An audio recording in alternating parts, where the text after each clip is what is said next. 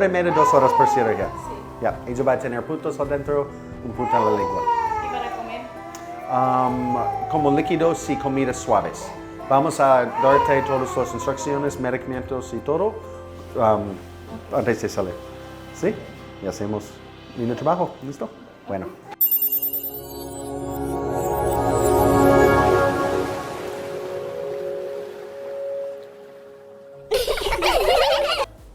Okay, here we are with Dara. She is 1 year old and she has a cleft palate.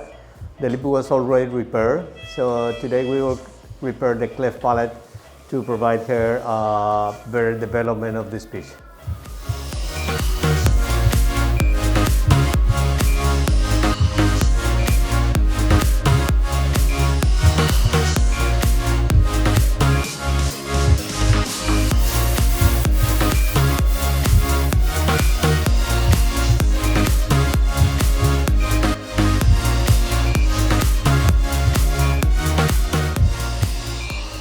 Okay, we already done with the surgery and the palate was completely closed.